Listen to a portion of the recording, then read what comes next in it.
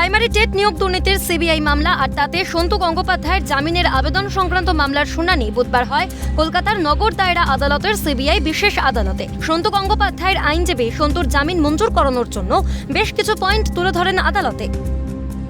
প্রাথমিক টেট নিয়োগ দুর্নীতি সিবিআই এর মামলায় ধৃত সন্তু গঙ্গোপাধ্যায়ের জামিনের আবেদন করা হয়েছিল কলকাতা নগর দায়রা আদালতে, সিবিআই বিশেষ আদালতে। এবং এদিন যে বিষয়গুলি জামিনের শুনানি চলাকালীন উঠে এসছে, সেক্ষেত্রে সন্তু গঙ্গোপাধ্যায়ের আইনজীবী প্রথমত তার জামিনের আবেদন করেন এবং তার পাশাপাশি তিনি জানান যে সন্তু গঙ্গোপাধ্যায় গ্রেফতার হওয়ার 18 মাস আগে সিবিআই 10 বার তাকে জেরা করেছিলেন, কিন্তু 10 বার জেরা করবার পরই তাকে গ্রেফতার করা হয়েছিল এবং জেল হেফাজতে থাকাকালীন তাকে একবারও জিজ্ঞাসাবাদ করা হয়নি, এমন বিষয় তুলে ধরেন। তার পাশাপাশি সিবিআই এর আইনজীবী এদিন ধৃত সন্তু গঙ্গোপাধ্যায়ের জামিনের তীব্র বিরোধিতা করেন।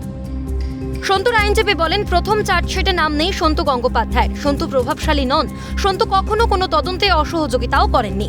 কুন্তল ঘোষ, অয়ন শিলরা যদি জামিনে থাকেন তাহলে তাদের থেকে সন্তু গঙ্গোপাধ্যায় অনেক বেটার জায়গায় আছেন মামলার ক্ষেত্রে। কিন্তু সন্তুর জামিনের আবেদনের তীব্র বিরোধিতা করে সিবিআই। সিবিআই এর আইনজীবীর দাবি, মামলা এখন যে পর্যায়ে আছে তাতে ওনাকে জামিন দিলে তদন্ত ব্যাহত হবে। ধৃত সন্তু গাঙ্গুলি 3 কোটি টাকা অযোগ্য প্রার্থীদের থেকে তুলেছিলেন, 28 লক্ষ টাকা রেখেছিলেন ব্যাংকে। সেই টাকা মামলায় অভিযুক্ত কুন্তল, অরবিন্দ রায়, কৌশিক সেন এবং অন্যান্যদের দিয়েছিলেন সন্তু। সন্তুর সঙ্গে পার্থ চট্টোপাধ্যায় প্রত্যক্ষ যোগ ছিল। তদন্তে অসহযোগিতাও করেছেন সন্তু।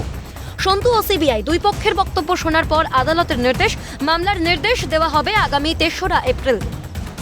এখন দেখা যাক এই মামলার নির্দেশ 3রা এপ্রিল ধার্য করা হয়েছে এবং 3রা এপ্রিল সেক্ষেত্রে এই মামলায় ধৃত সন্তু গঙ্গোপাধ্যায়ের জামিন হয় কিনা সেটাই এখন প্রশ্নের।